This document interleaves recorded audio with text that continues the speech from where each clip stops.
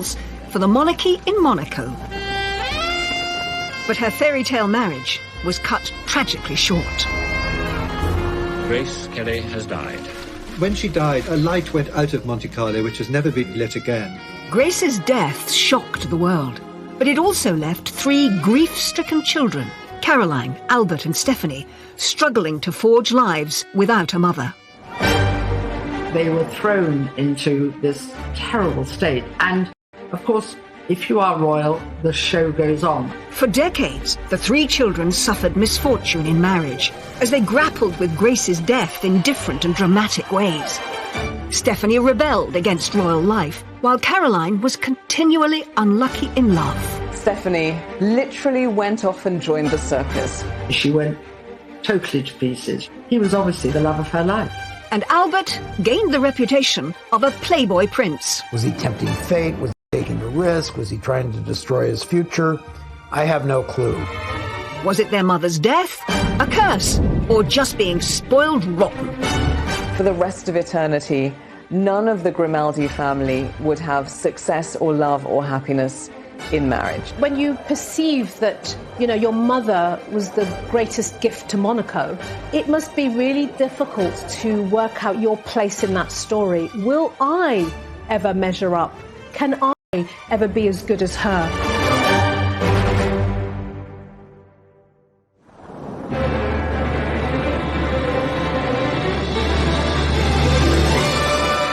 Grace Kelly had 3 children, Caroline, Albert and Stephanie. Born into one of the wealthiest royal families on the planet, their assets are rumoured to be worth over $1 billion. Grace Kelly's 3 children were brought up in a vacuum. They were brought up in a bubble. Their life has been one of fabulous wealth and luxury, polo, lunches, champagne and indulgence.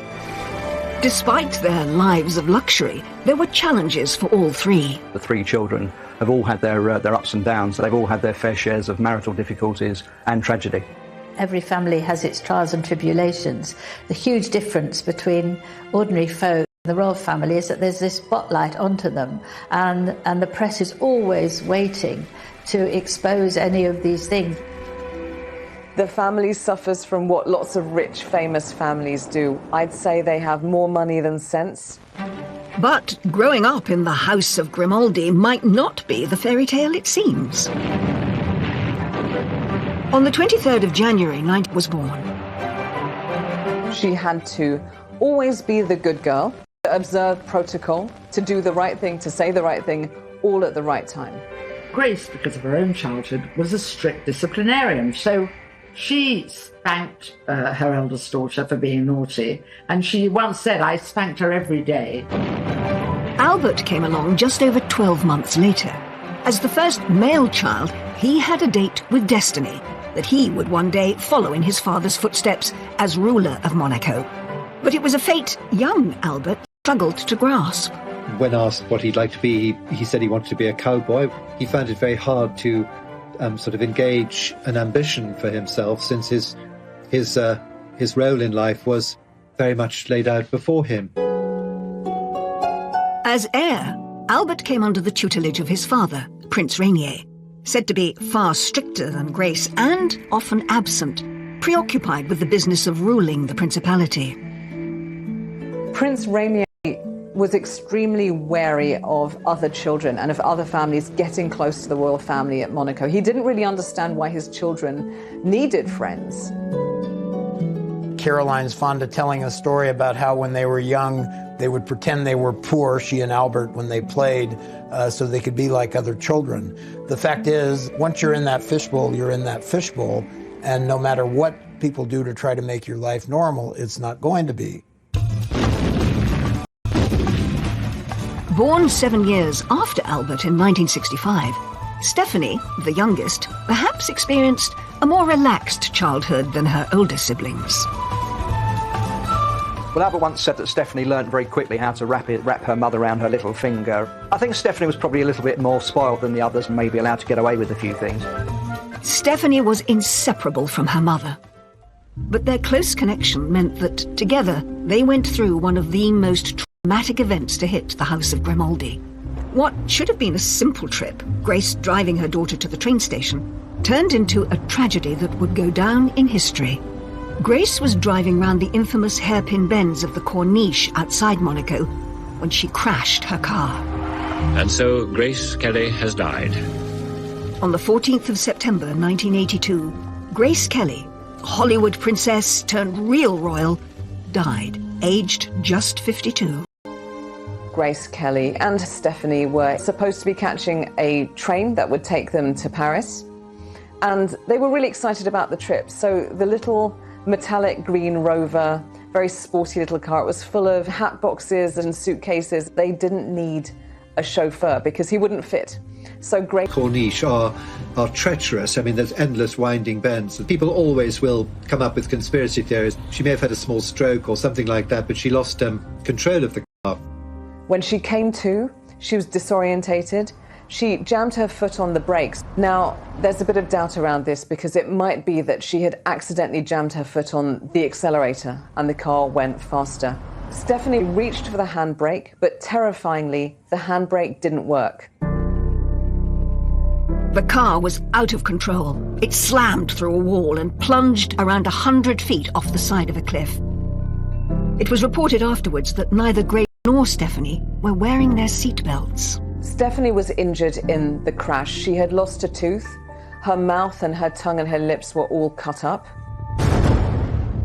Princess Stephanie has a broken vertebrae, but she's fully conscious, sitting up in bed and eating normally. It was a miracle Stephanie had survived, but the injuries sustained by her mother were devastating. After she was rushed to the Princess Grace Hospital, her health seemed to rapidly deteriorate. She suffered another stroke, and that led to a brain hemorrhage, and she was actually put on a life support machine. Doctors told Prince Rainier and Princess Caroline and Prince Albert that there was no hope for her. So they took the terrible decision to turn off the life support machine. Just one day after the accident, and with her husband of 26 years by her bedside, one of the biggest and most iconic names in Hollywood history, Princess Grace of Monaco, passed away.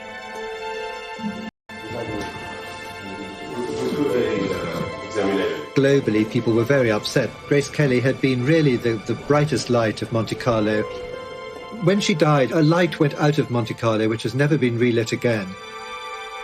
The world was mourning the loss of Grace Kelly, but her 3 children were mourning the loss of their mother, and each would cope in different ways and face unique challenges. This was cataclysmic for Princess Caroline. The requirement that from the moment of the death, the moment of the funeral, she herself, Princess Caroline, was essentially the First Lady of Monaco. She has had a tricky life with 3 quite complicated marriages. Inevitably, the death of Princess Grace affected Albert. He sought solace in all sorts of things, you know, enjoying himself and going out with different girls.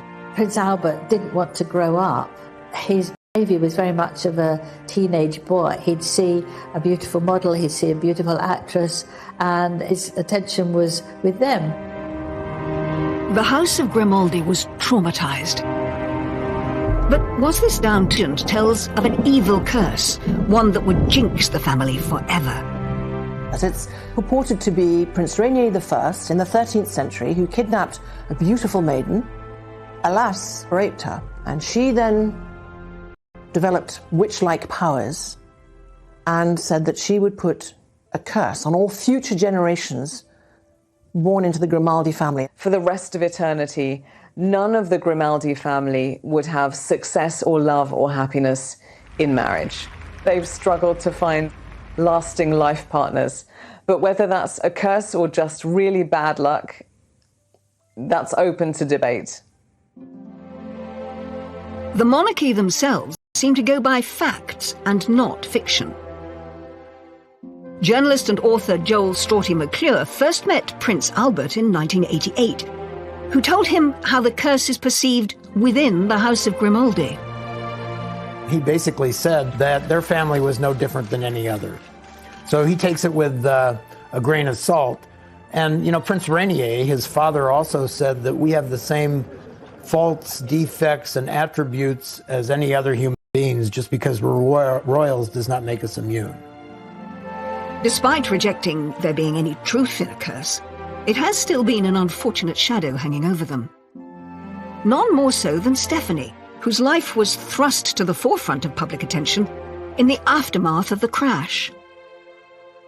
She's talked about to the media about the weight that having that blame put on her has affected her life. And the trauma of her mother's death seemed to send the princess down the path of a royal rebel. She literally went off and joined the circus, she and her kids.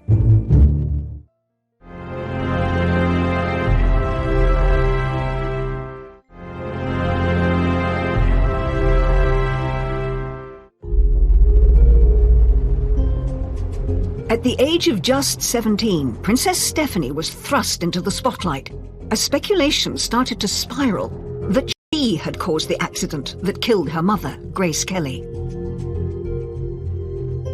Stephanie had to deal with some extremely nasty and, I believe, traumatic rumors that Stephanie herself had been driving, or that she'd been quarreling with her mother and that she had distracted her mother. None of those things were true. In cases where somebody's been through a tragic loss or been in an accident, there is a sense of, could I have done something different? And sometimes people experience survivor guilt. But it's certainly not helped when other people, outsiders, start pointing the finger at you. And I have to say, I think Rainier was so desolate, so upset that he was, of course he was there, but he was not as useful as they were. Speaking to ABC News in America about that traumatic time over 20 years later, it's clear from this television appearance that the accident had deeply affected Stephanie, not only physically, but mentally. In other words, you killed your mother. It's hard enough even, losing your mother and then being blamed for it. I mean, it's terrible. She's talked about to the media about the weight that having that blame put on her has affected her life. I think it's a terrible thing that she went through. It was just a very freak accident. Stephanie's brush with death and the trauma of the sudden passing of her mother seemed to instill in her a desire to live life for the moment. It set her down the path to being a royal rebel, but it also liberated her in a weird way because she thought, well, you could lose anything in just 1 minute. So I'm going to take everything I can of life and follow my own whims and desires, which she did, not always for the better. Stephanie Marie Elizabeth Grimaldi was born on the 1st of February 1965. Welcomed into the world with a Monegasque traditional 21-gun salute, she was Grace and Rainier's third and perhaps most colourful child. Third child, was spoiled, much more than the first and the second, and Stephanie took full advice and full advantage of this. Stephanie was so stubborn and lively, extremely rebellious and very naughty indeed. Even her own mother said, I should have beaten her like a gong without making her give way. Grace had a very loving pet name for Stephanie. She called her enfant terrible, which means terrible child or naughty child. The wide age gap between Stephanie and her siblings Caroline and Albert may have strengthened the bond between mother and daughter, but this close relationship would perhaps have consequences in years to come. Prince Rainier was worried about how close Stephanie was to her mother because it's an interdependence as opposed to being preparing you for your future life. We say in French, dans les jupons de sa mère, in the petticoats of her mother. But when her mother died, 17-year-old Stephanie was suddenly left without the guidance and support of her closest ally. Princess Stephanie was quite insecure as a child and hung on to her mother whenever she could and very much needed her to help her cope with. Stephanie had to face the journey into adulthood without her mother. The princess was keen to get a taste of life outside of the palace. She had the connections, but struggled to find her calling. She tried modelling, then she realised the really interesting thing in fashion probably is to be a designer. There's a lot of boring stuff, as we all know, about work, and Stephanie wasn't used to boring. She was interning at Christian Dior and allegedly got dismissed. She was dyeing her hair all kinds of wild colours. So I think there was that rebellious nature. Do you think that because you're the daughter of Princess Grace, you can just behave as you please? With no career choice seeming to stick, Stephanie tried her hand at music. A diversion from the conventional look and path of a princess, Stephanie released her first single in 1986, Urago. What you see there is a very unprincessy image. She's being sexy, she's doing her thing. This is her attempt to say, you know, I'm more than just this princess. I have my own identity and I'm trying this out for size and I like it. Growing up, Stephanie was fascinated by Grace's awe-inspiring Hollywood past. That's perhaps what inspired her to follow in her mother's golden footsteps in her attempts to carve out a creative career. Grace would tell her all the stories about Hollywood, and they would sit in the palace and dance together, and they'd look at old photographs. They'd talk about the films of the current day. Please welcome Her Serene Highness, Princess Stephanie of Monaco. In 1990, she gave a nervous performance on Aspel & Company, opening up about her true feelings on her bumpy journey to stardom. Trying to establish a name and identity for herself in the shadow of her iconic mother was always going to be tricky, and comparisons were often drawn. I would love to be an actress one day, but I think it's even harder for me because everybody's like waiting for me and, oh my God, they're going to compare me to my mother. Show people that I have a personality of my own and I'm not trying to be my mother. Knowing people are watching it saying, you're not as good as the great Hollywood icon that is Grace Kelly. The fear of continually being compared to her mother and coming up short really stymied Stephanie's acting career because it hurt her confidence. But it wasn't just her career that seemingly showed an urge to break free from the royal orbit. As Stephanie continued to live for the moment, her love life took an unexpected turn. Just like generations of Grimaldis before her, a string of turbulent relationships ensued, with the press linking her to some very high-profile men. Footballer. She had a relationship with Jean-Claude Van Damme, the actor, the Hollywood star Rob Lowe.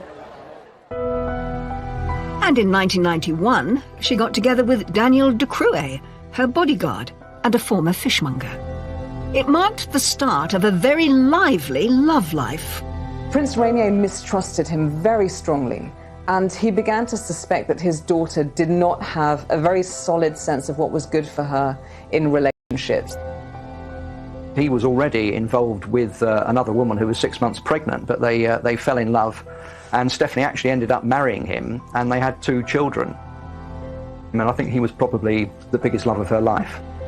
Her father was incandescent, but Prince Rainier soon fell for the grandchildren and accepted them and their marriage.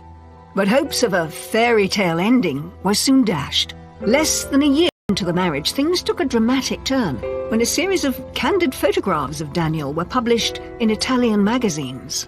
He was actually photographed frolicking, if you will, with Miss Belgium bare breasts. Needless to say, Stephanie wasn't terribly happy about that. The couple divorced in 1996, but in 1998, Stephanie's adventures in love continued with another bodyguard, Jean-Raymond Gottlieb.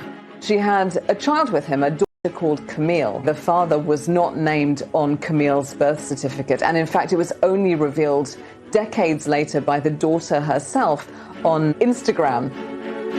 She was actually banished by her father to a ski resort to try and recover while the dust settled from the scandal. And then she took up with a Corsican barman. Aged 36, she made another surprising choice and got involved with married Swiss elephant trainer Franco Cani. Love blossomed after they met at Monaco's International Circus Festival. She literally went off and joined the circus. She and her kids. She's got 3 kids by now. Princess Caroline was absolutely devastated by her sister's behaviour. She felt she was letting the whole family down. He moved into his trailer and they actually travelled around with the circus. And obviously it was not ideal for her children. It was very difficult for them to get educated. And I think after a while the The novelty wore off. The relationship fizzled out, but the circus around her love life wasn't over. Waiting in the wings was Portuguese acrobat Adans Lopez Perez, who was nearly 10 years her junior. The unlikely couple's family home was a caravan, a far cry from the splendour of the 253-room Prince's Palace of Monaco.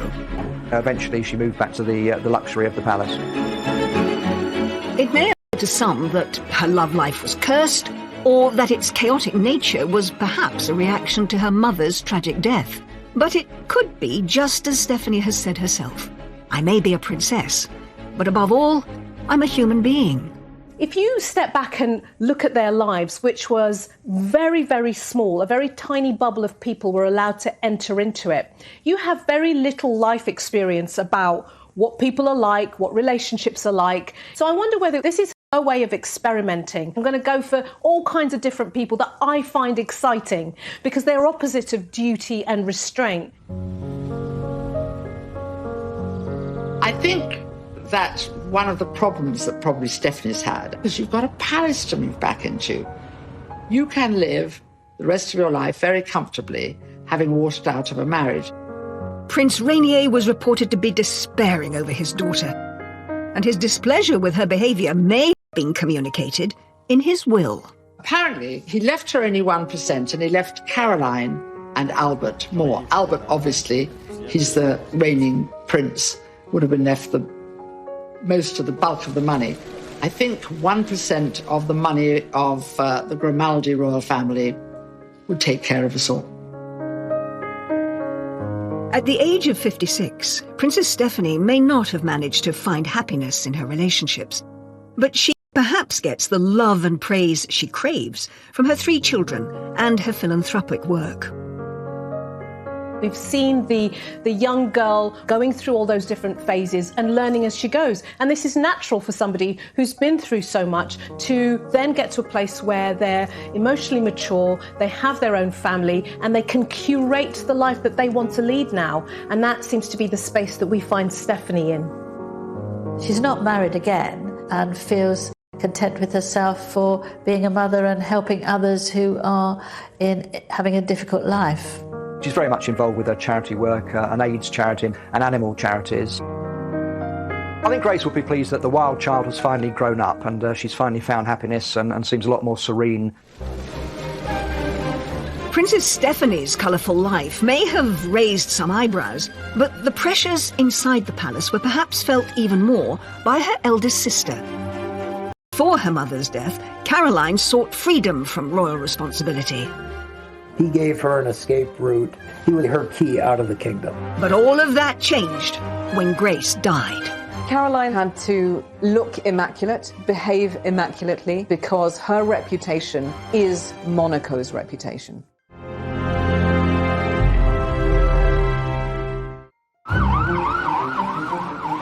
Princess Caroline was only 25 when her mother died, and her role in the royal family changed overnight.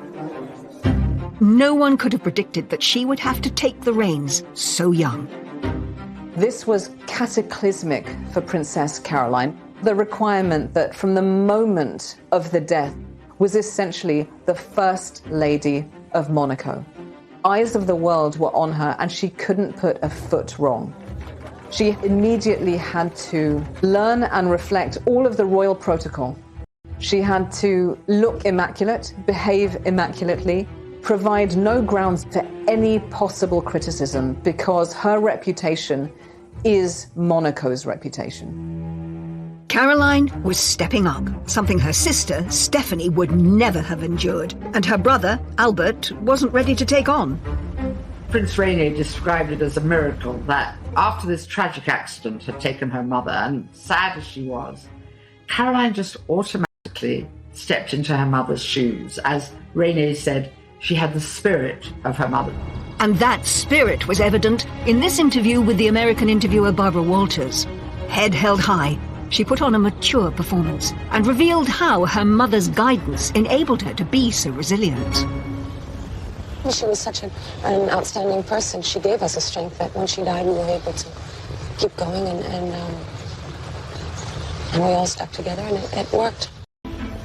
Caroline was extraordinary when her mother died. She had matured almost overnight, and she carried out all these duties with, it could be said, a lot of the grace of her mother. She kept Grace's flame alive. As well as supporting her father in his royal duties, Caroline had to support him in his sorrow. Prince Rainier was so distraught when his wife died, and literally sometimes was shaking and couldn't handle public engagements. Caroline was beside Rainier at every big event. She was there whenever her mother had been. I don't think he could have coped without Caroline. She was there right by him, and that was absolutely essential to moving the whole institution forward.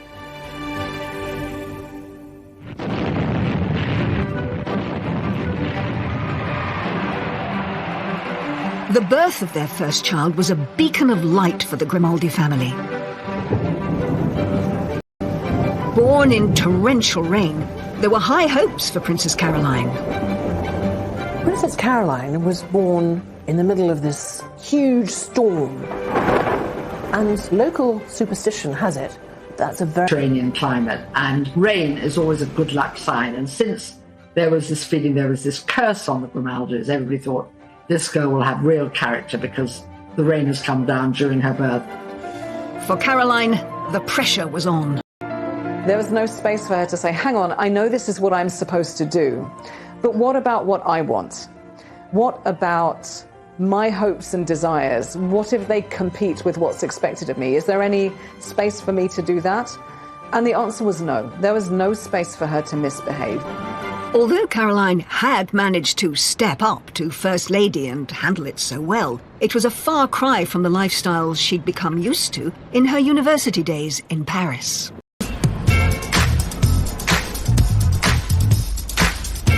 For Caroline, Paris was freedom, exploration. Finally, having lived and left the Monaco Principality, tiny, everybody knows everybody, she really longed to escape. So Paris was her escape. She was finally free of the stiff formality of Monaco and of being a kind of Euro royal where you're expected to behave all the time. She was able to sow her wild oats, and she certainly did. She wanted to get out. She wanted to get away from, if not out of, that fishbowl. But escaping Monaco didn't deliver the freedom Caroline had hoped for. She was photographed by the paparazzi all the time, smoking and drinking and cozying up to her friends who were also equally glamorous and well-appointed. Having a good time as a young, talented, privileged woman is not some sort of crime, but she was painted as a party animal in a negative way. Caroline, in that famous interview with Barbara Walters, gave her side of the story. When I was 18, 19, like every kid my age, I used to go out to disco on Saturday night, which I don't find astounding in any way. I went out far less than anybody in my generation, but people think that I lived in nightclubs and parties and it's silly. It's so untrue. She was portrayed by the press and the paparazzi as somehow being unclassy or downscale or loose. These were really slanderous, nasty things to say about her. She found it violating. Her father, Prince Rainier, said, I would shoot these people if I could. She's got her real first taste of freedom, and yet she's got the paps on her tail, looking at her every move, judging her. The headlines are all about this party girl princess. When you see that as a young person, that's going to be incredibly stressful, because it's saying, get back in your box, be this perfect princess. She literally became fodder for the photographer. Obviously, pictures of her smoking and drinking and falling out of bars didn't look very good. And these images of Caroline's lifestyle in Paris didn't play well back home in Monaco. The population in Monaco were absolutely shocked that she was doing things that ordinary people were doing, whereas she should be sitting quietly and obediently in the palace waiting for her prince to come. They wanted her to sew and to learn how to embroider and to wait for an arranged marriage, but she didn't want that. What Caroline did want was to live a normal life. And to her, that meant choosing who she married, a Parisian businessman named Philippe Junot. She saw him, she said later, as her ticket to freedom. Liberté, me voilà, freedom, here I come. Hey, I'm doing what I want to do. This is my life, my choice. Instead of being under the control of my parents in the small principality, guess what? I'm in Paris and I'm living my life. He gave her an escape route. He was obviously her key out of the kingdom. The royal family organised the wedding, which was attended by over 600 guests and celebrities from all over the world. After this lavish public event, Princess Caroline and Philippe Junot escaped to Scotland for their honeymoon and some peace and quiet. The wedding was obviously publicised all over the world. Were you very happy with the way that it went eventually? Yes, we were. We really enjoyed it, and it was really beautiful. But even in the Scottish Highlands, Princess Caroline couldn't escape the cameras. How's married life? Are you enjoying things? Yes, absolutely. Great. And how do you like Scotland? Oh, it's beautiful. First time we're here, so it's really lovely. It's beautiful. What we saw up to now was great. The press intrusion did not let up. Later, Caroline would channel her energies into fighting for her right to privacy. She actually took action to the European Court of Human Rights to try and get a privacy agreement so that she could be left alone and other members of her family, and that was actually upheld. Caroline's parents were not enamoured with her choice of husband. Princess Grace had predicted that Caroline's marriage to Philippe Junot would only last 2 years. Well, what happens is that mothers are often right because they've own experience, and Princess Grace was quite convinced that the marriage would not last more than 2 years, and she was spot on. It didn't. When that marriage went south, I think her parents were very relieved. Junot was seen as the antithesis of what both Grace and Prince Rainier wanted for their daughter. She went into it very young, and it had disaster written all over it from the beginning. Princess Grace said it's good that she had a failed first marriage. Now she can have a successful second one. But Grace would not live to see that success. The second marriage would come in 1983, when a young Italian, Stefano Casiraghi, entered Caroline's life. He too was an aristocrat, very distinguished, very moneyed, very debonair. She's described him as the love of her life. Stefano Casiraghi was a businessman. He had his fingers in several pies. In fact, one of them was a shoe business, and Caroline joked that she was delighted because she loved shoes, and he got some specially designed for her. She finally found happiness in someone who allowed her the best of both worlds. She could continue her duties in Monaco, but also live the normal family life she had longed for. He understood her role in Monaco. He understood that she needed to shine. She was a famous face they all recognized, a familiar face that they all admired, a woman who had a life that she had to continue with, and he supported her in all that.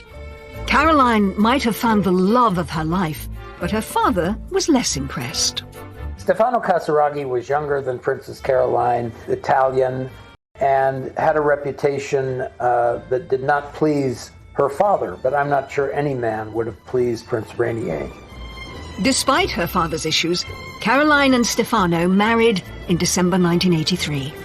In contrast to her first marriage to Philippe Junot, which had all the bells and whistles, 600 people attending, this marriage was very low-key, civil wedding with only 20 people.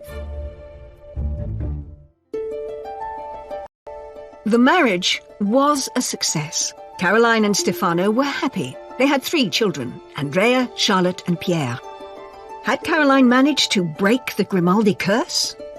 I think Caroline settled into motherhood very easily, and I think in some ways it helped that she had 3 children very quickly, because it really made her, in the eyes of the public, a mother figure, and I think people were able to see her in a different light. They were probably some of her happiest years. It was, for her, like a dream come true. He was a great companion and a great husband from her point of view. He was quite happy to be in the background, but a great family man. The children all adored him. Caroline was in the midst, when she married Stefano Casiraghi, of being Monaco's first woman. And that role would not end, of course, until Prince Albert took a wife, and those obligations were shared, if not dropped. I think that she continued willingly to fulfill her princessly obligations to the country. a mother, but she fought on. She did what she was supposed to do. In October 1990, Stefano was competing in a powerboat race in Monaco, a sport at which he excelled. Usually, Caroline would be cheering him on, but that day she had an important meeting in Paris. She decided to go to Paris and approach her first husband, Philippe, and ask if he would agree to an annulment. Princess Caroline wanted the annulment because she had found a man she really loved, she had his children, and she wanted to move on. She wanted to draw a line under her past life. She wanted her children to be recognized by the church instead of considered illegitimate. So she petitioned endlessly, tirelessly, the Catholic Church to annul that marriage. In the eyes of the Catholic Church, Caroline was still, technically, married to her first husband. Though they had both gone through civil divorce, they hadn't got a Roman Catholic nullification through. The Roman Catholic Church works very slowly. And she'd hoped that Juno, who by then also had remarried and had a child, would be very keen for this to happen as well. Whilst in Paris, Caroline could never have predicted the events that would follow. Back home in Monaco, there was about to be yet another twist in Caroline's tale.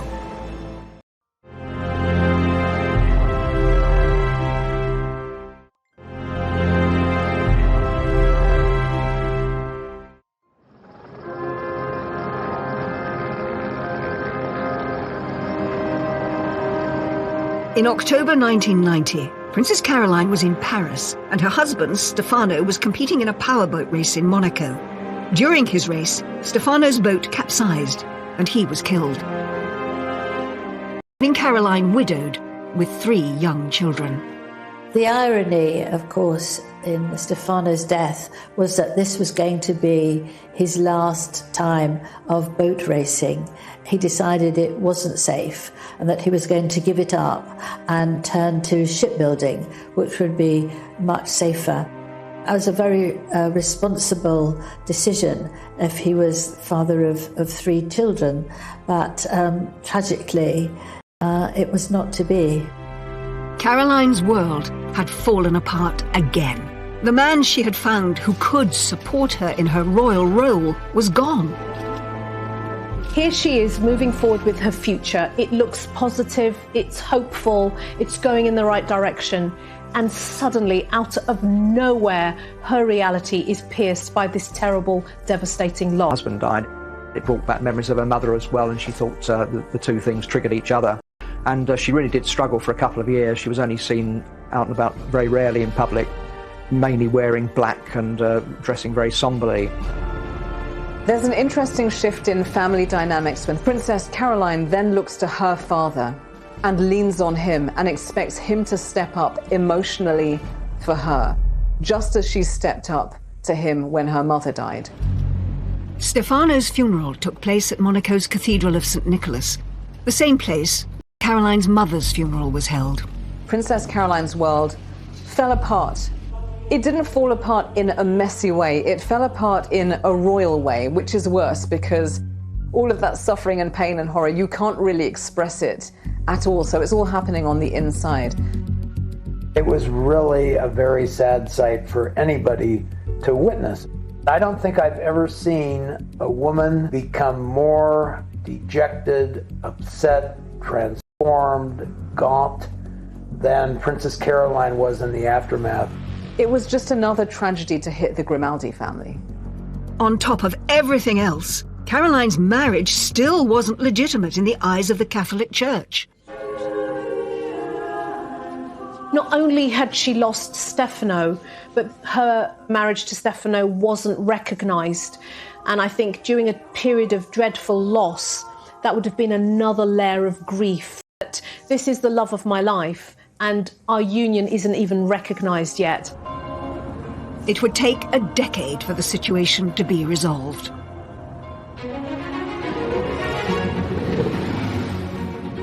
Just as Caroline began to get back on her feet again, an old acquaintance, Prince Ernst August of Hanover, came back into her life. Another shot at marriage was on the cards. He is royal as they come. If you look into family background, it pretty much goes back as far as the Roman Empire. He is super duper, unbelievably mega posh, every which way you look at it. And he has connections to every major European royal family, including the English royal family through King George. On paper, they were a good match. And in 1999, they decided to tie the knot. In one sense, he was exactly the right person for her.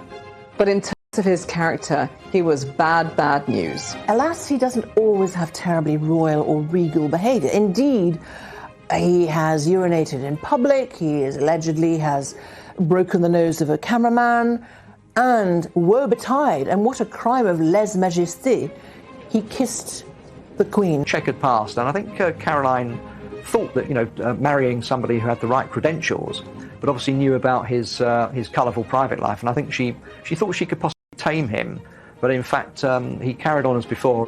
It came to a head when Caroline had to attend to her father, who fell seriously ill. Prince Ernst was nowhere to be seen.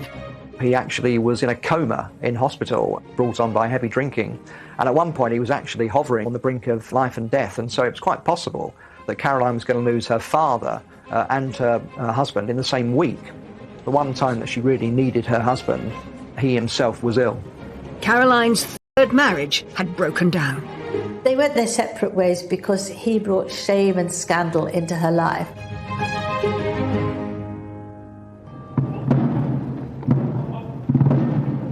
Meanwhile, Caroline was still saddled with the responsibilities of being First Lady of Monaco. No one could have predicted she would have been in this position for so long. I think Prince Albert felt very pressured by his older sister, Princess Caroline, who wanted to relinquish the role of First Lady of Monaco. She is just thinking, Prince Albert, will you just get on with it? Will you just settle down, marry, provide an heir, and then I can really get on with my life? In 2005, when their father died, Albert had to step up and take on his father's role. It was a chance of freedom for Caroline. But after all these years, her brother had still not married. Prince Albert didn't want to grow up. His behaviour was very much of a teenage boy. He'd see a beautiful model, he'd see a beautiful actress, and his attention was with them. And his poor sister had to fill in for him a lot of times and be there for him. The credit to Princess Caroline that she was required to maintain face all the time, and she did. She did her duty. Caroline could have been freed from her duties if Albert had found a wife sooner. As early as 1985, when Albert was only 27, he was already being asked the question that would define the public perception of him for many years to come. It was a question Albert grew tired of, etched on his face in this Barbara Walters interview. I have to ask you that question you must be so sick of. You know what it is? Yes, I'm ready. Why don't you ask it and answer it? The question is, what about marriage? The answer is, I don't know. It was very interesting in Barbara Walters' interview with Prince Albert because he didn't like the question and he dodged it. He didn't. My wonderful sister has given up so much for me. He could do what he liked, he could say what he wanted. As long as his sister was stepping up to be First Lady, he didn't have to bother. Was there a reason that Albert wouldn't settle down? Would his playboy lifestyle eventually get the better of him?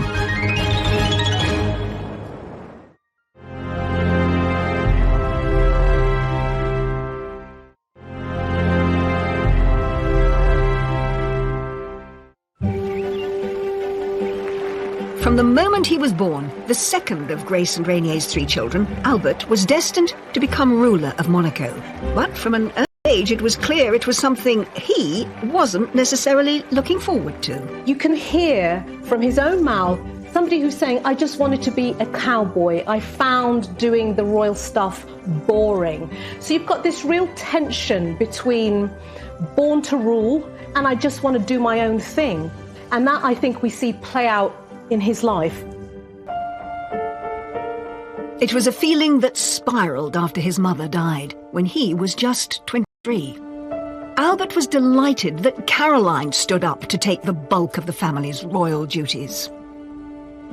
I always remember Prince Charles once saying that when it finally dawned on him that he was going to become a future king, it came as the most tremendous shock, and it must have been a tremendous shock for Prince Albert as well. And I think that's something which lives with them, and they try and forget about it for a while and pretend it's not happening. As long as his sister was stepping up to be First Lady, he didn't have to bother. Also knew that he did have a number of years where he could let his hair down. He didn't have much hair, but he could let his hair down. In particular, Albert compensated for the monotony of royal duties with the kick of adrenaline. He was a marksman, he was a very good swimmer, he actually took up judo, he became a judo black belt, skiing, and he actually took part in the Paris to Dakar rally, although he didn't actually complete it. And in fact, he's the only royal that I know of who's actually been to the North Pole. So he was quite an action man. Albert may have been inspired by his grandfather's sporting prowess. Grace's father, Jack Kelly, had won 3 gold medals in rowing across the 1920 and 1924 Olympics. Albert also had Olympic ambitions, but his involved a lot more speed. Prince Albert was interested in bobsledding because he said that it gave him a buzz and it made him feel as if he was alive. Albert established Monaco's first ever bobsleigh team, despite the Principality having no snow and no mountain. Championships. It wasn't easy at first, you know, people couldn't even spell the word bobsleigh, let alone know anything about it, so we've come a long way. Albert competed in 5 Olympics, never coming higher than 25th. I spent a lot of time with Albert the bobsledder, and I felt that he was taking this as seriously as any athlete would take a competition. I was quite impressed. The sense of participating in an international event, especially a winter event, from a Mediterranean country, was really quite exciting for them. But when it came to ways of postponing responsibility, Albert's love life, as it was for his sisters, was perhaps even more adventurous than his sports. I can remember doing a story for Cosmopolitan magazine in 1990 titled "Prince Albert is Available." At that point, he was considered one of the most eligible bachelors in the world. He was linked with many, many girlfriends, Brooke Shields, Naomi Campbell, Claudia Schiffer, and many others.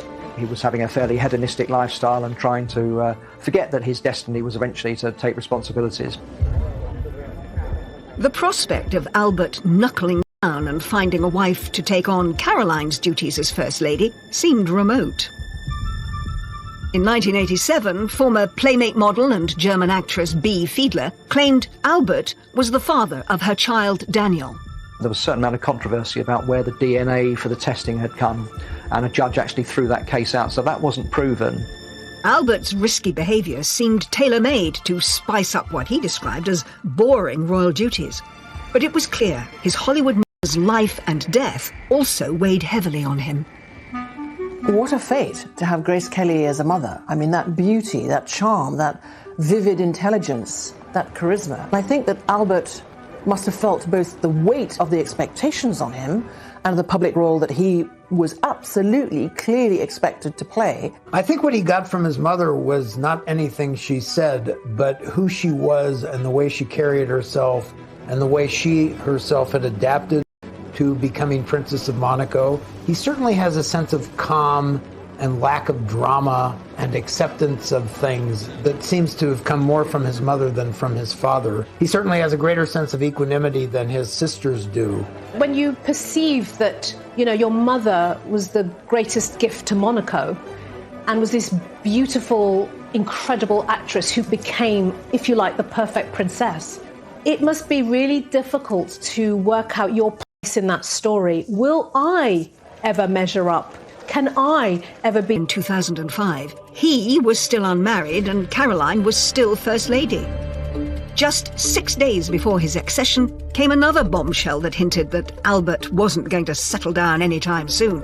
Prince Albert officially acknowledged that he was the father of 22-month-old Alexandra, an out-of-wedlock son with former flight attendant Nicole Coste. But there have been rumours before about love children, and he denied it. Another illegitimate child resurfaced in the week before he was actually going to be enthroned. And then subsequently the paternity suit actually turned out to be true. Albert was forced to go onto French television and face up in this stiff and uncomfortable interview. J'ai été extrêmement choqué par la façon dont cela a été traité et le moment tout à fait inopportun. Et vous attendez à d'autres révélations ou à d'autres campagnes de cette nature, puisque ça peut donner envie? Je sais qu'il y en a et qu'il y a d'autres personnes qui font les mêmes, présentent les mêmes, à peu près les mêmes cas. What has baffled me about that is why he was unaware of the existence of condoms. Was he tempting fate? Was he taking a risk? Was he trying to destroy his future? I would like to talk to him about it one day, and I don't imagine I ever will. Albert reportedly provided Nicole with $12,000 a month in financial support, as well as a $2.5 million house in the south of France. Alex would keep the Grimaldi name, but could not succeed Albert. I wonder whether in that position, he had no choice. It seemed like Albert might be about to put his Playboy past behind him, but it wasn't long before more revelations surfaced. Prince Albert had already had to admit to the existence of one love child. It turned out that he had yet another love child who was 14 years old. In the early 1990s, Tamara Rotolo, an American, had come forward and claimed that Albert was the father of her daughter Jasmine, and that was hushed up and he denied it. But in fact, a DNA test eventually proved that he was the father, and in 2006, a year after he'd become the prince, he actually admitted that he was the father of Jasmine as well. So it's like, all right, cards on the table, let's do this because I'm ready and willing to step up. Albert's admissions may have had another purpose. He'd recently started a relationship with a fellow Olympian, a South African swimmer that he'd first met 5 years earlier. Prince Albert met Charlene Wittstock at a swimming gala, and they immediately bonded over a shared love of sport. With what seemed like a clean slate, finally the way seemed clear for Albert to settle down. But Albert's love life was never plain sailing. There were all sorts of rumours that evidence of a third illegitimate child might emerge, and that Charlene was getting cold feet. There is speculation that Charlene Wittstock was to go through with the wedding.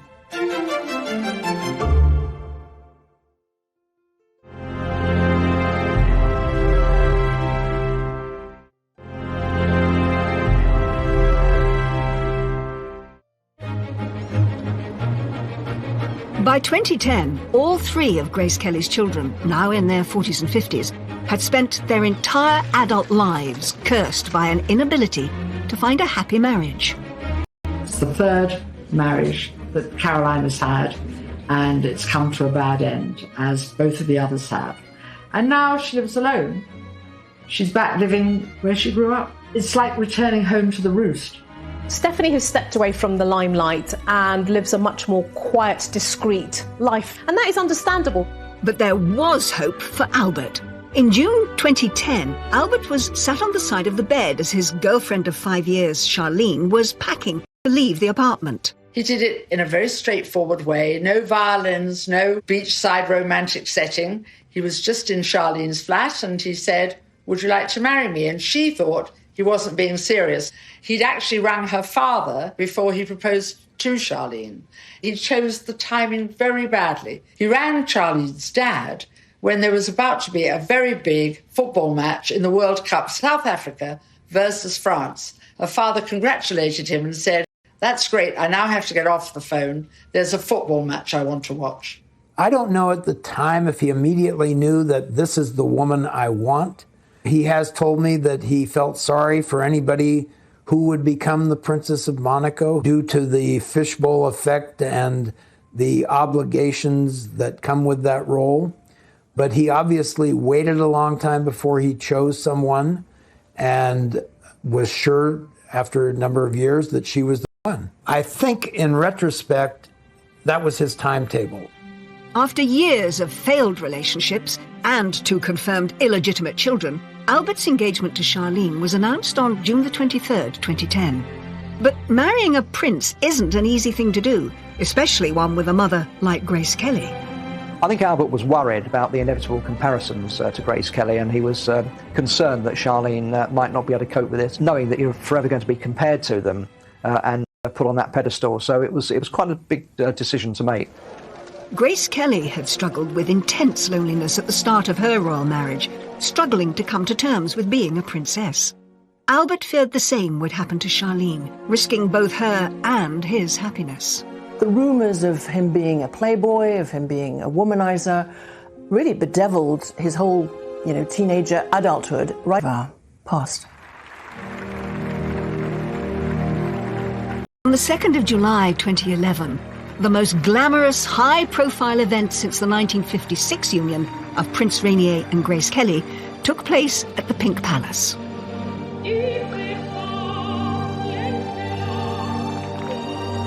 It was a spectacular affair. There was entertainment by Jean-Michel Jarre and the Eagles, and it was reckoned that the whole thing cost about $65 million. It was quite an extravaganza. But despite the glorious weather and the smiling congregation, the rumours swirled again, and a happy future looked far from assured. In front of the full glare of the palace cameras, Charlene cried uncontrollably. What did not fail to hit the headlines and get an awful lot of coverage is the fact that she appeared to be crying on her wedding day. The royal couple publicly denied that Charlene was an unwilling bride, after tabloids had circulated rumours that Charlene had been spooked by talk of a third confirmed love child for Albert. That wasn't in a cathedral as his mother had been. That was actually in a courtyard at the palace as well. It rather feeds into the narrative that Charlene was slightly worried about what was happening. One French paper went as far as to write that she'd attempted to flee back to South Africa, with authorities stopping her helicopter flight to Nice airport on instructions from the palace. Princess Charlene subsequently branded such rumours as categorical lies. But even the wedding's A-list entertainer Jean-Michel Jarre was quizzed on the rumours. I mean, they were really in love, and rumours are rumours, as you know, and you're a specialist of that, so you know more than me on that. Charlene and Albert successfully sued the Sunday Times and received an apology for claiming that the wedding wasn't genuine, and they chose this show to provide a forceful denial. So why would we go through all this effort to have this fantastic, couple of days and have our most intimate, dearest friends come and join us for us to be reluctant? That was also a wonderful opportunity for them to ride on something in a negative spin because people would buy. Lots of women have cried at their wedding. So bad for the makeup, but good for the soul. And she was very emotional. And I think that this sort of wedding would have been overwhelming to many people. And I think that she was overwhelmed. After years of procrastination, it finally looked like Albert was the first in his family to find true happiness in marriage. 3 years later, on December the 10th, 2014, Albert finally fulfilled his royal duty and provided an heir. At 5:04 p.m. and 5:06 p.m, twins Gabriella Thérèse Marie and Jacques-Honoré Rainier were... Finding that partner, getting married to Charlene Wittstock, and having those twins, and having an heir, Jacques, I think will have been immense relief. All 3 of Grace Kelly's children struggled with tragedy, troubled love lives, and the challenge of being royal, all amplified by the pain of losing their mother at such a young age. Born into a gilded cage of immense privilege, they were left to navigate their lives without her guiding hand, and perhaps inevitably along the way, made some self-destructive choices. I don't think there's a curse, but certainly the conditions with which the children were brought up and this overpowering figure of Grace Kelly behind them, I think it was inevitable that they were going to find it difficult to live up to expectations. And date with destiny, that he would one day follow in his father's footsteps as ruler of Monaco. But it was a fate young Albert struggled to grasp. When asked what he'd like to be, he said he wanted to be a cowboy. He found it very hard to sort of engage an ambition for himself, since his role in life was very much laid out before him. As heir, Albert came under the tutelage of his father, Prince Rainier, said to be far stricter than Grace and often absent, preoccupied with the business of ruling the principality. Prince Rainier was extremely wary of other children and of other families getting close to the royal family at Monaco. He didn't really understand why his children needed friends. Caroline's fond of telling a story about how when they were young,